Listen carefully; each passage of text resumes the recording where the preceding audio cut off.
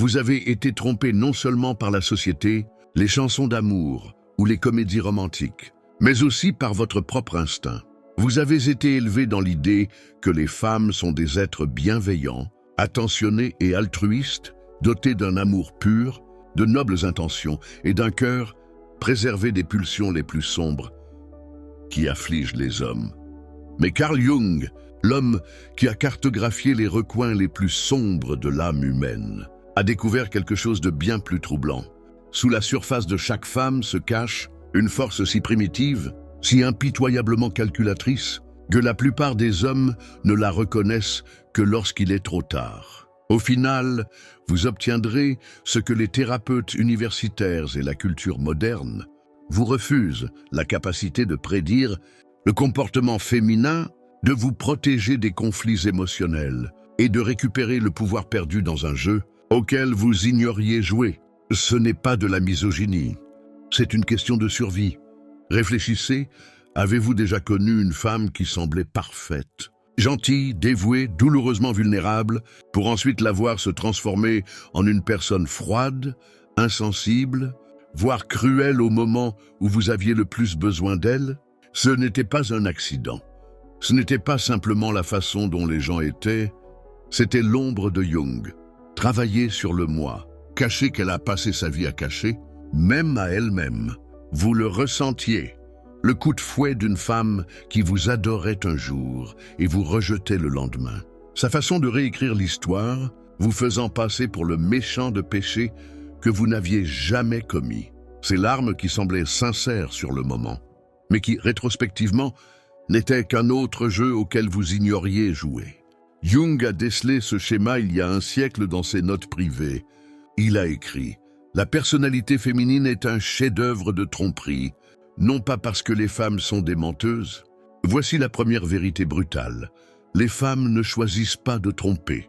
Elles sont faites pour le faire. Alors que les hommes évoluent pour conquérir, construire et se battre, les femmes évoluent pour survivre.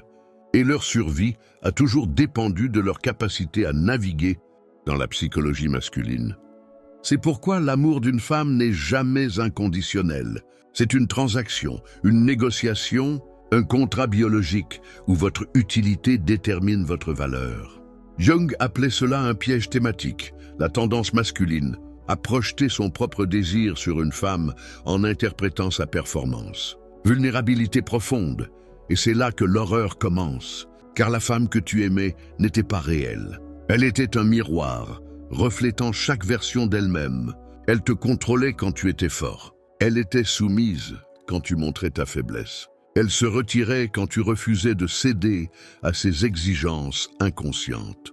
Elle te punissait non pas par la colère, mais par le repli sur soi, l'indifférence, un silence qui te laissait implorer quelques bribes de l'affection qu'elle te prodiguait autrefois. Mais ce n'est qu'une apparence. Et après, c'est encore plus sombre, parce que Jung a exposé non seulement l'illusion, mais aussi le but qui la sous-tend. Et quand vous comprendrez pourquoi les femmes agissent ainsi, vous ne regarderez plus jamais l'amour du même œil. Laissez-moi vous poser une question plus profonde que vous ne le pensez. Avez-vous déjà été vraiment aimé pour ce que vous êtes, ou avez-vous été valorisé uniquement pour ce que vous offrez, votre stabilité, vos ressources, votre capacité à la protéger des plus dures réalités de la vie? Les écrits privés de Jung révèlent un schéma terrifiant. Les femmes n'aiment pas, elles négocient. Souvenez-vous du moment où vous avez perdu. Votre travail est-elle resté, ou son respect pour vous a-t-il diminué? Lorsque vous avez montré votre vulnérabilité émotionnelle, l'a-t-elle appréciée ou s'est-elle discrètement retirée? Ce n'est pas de la cruauté, c'est de l'instinct.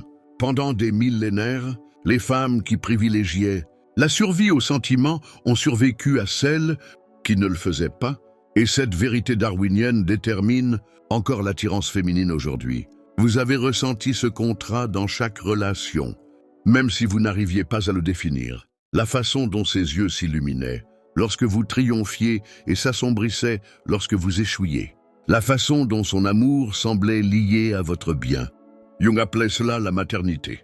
Elle négocie avec la capacité inconsciente d'une femme à évaluer la valeur génétique et sociale d'un homme et ajuste sa loyauté en conséquence. Le plus dur, c'est qu'elle n'en a même pas conscience. Tout comme on ne choisit pas consciemment d'être excité par la jeunesse et la fertilité, elle ne choisit pas de s'offusquer de la faiblesse.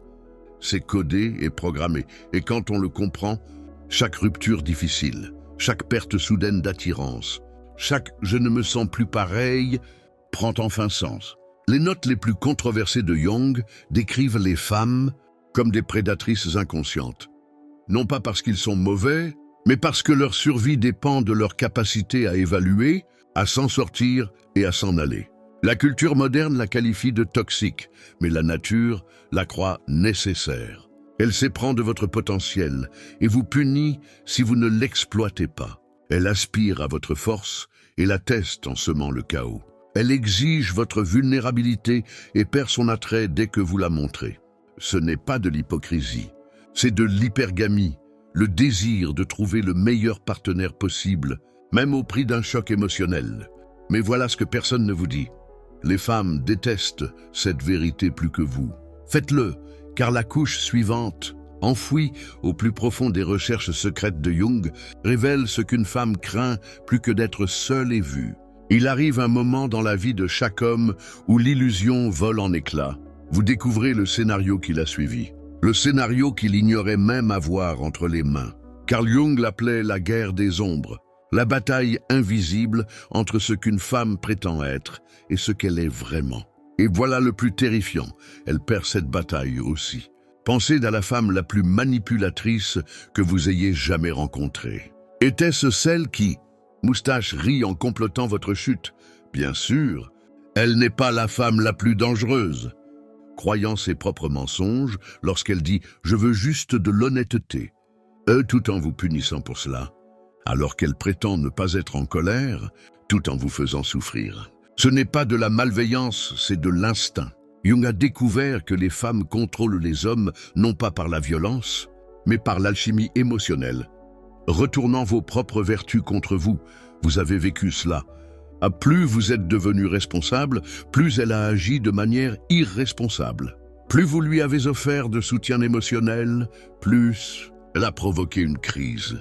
Plus vous avez essayé de la rendre heureuse, plus elle vous a rendu malheureux.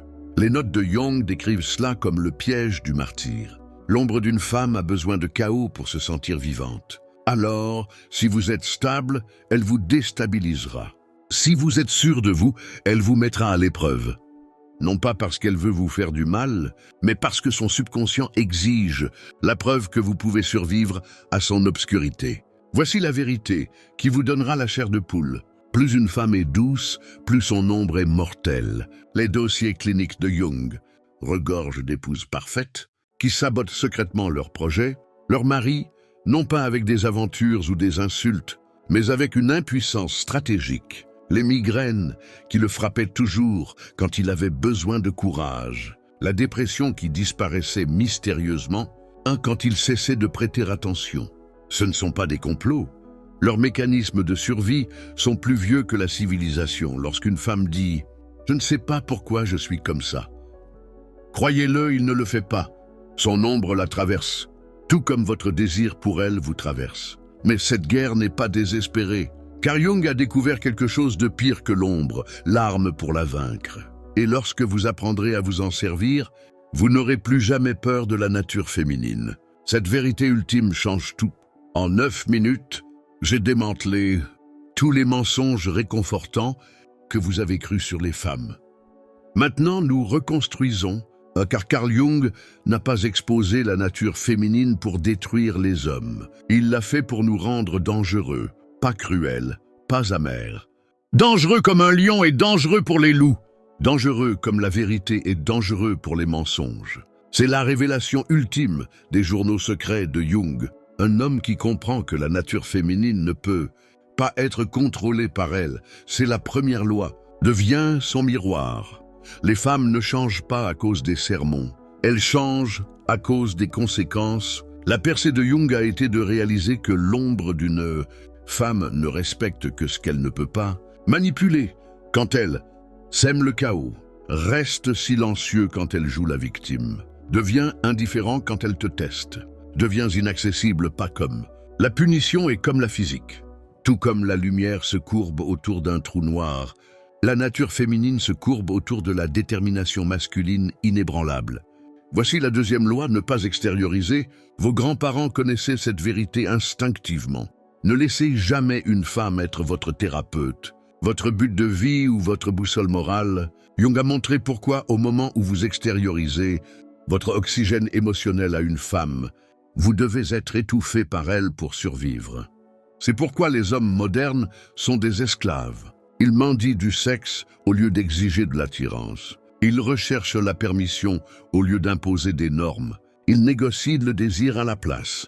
La solution à l'obsession inspirante. Développer une âme si riche que l'attention féminine devienne facultative.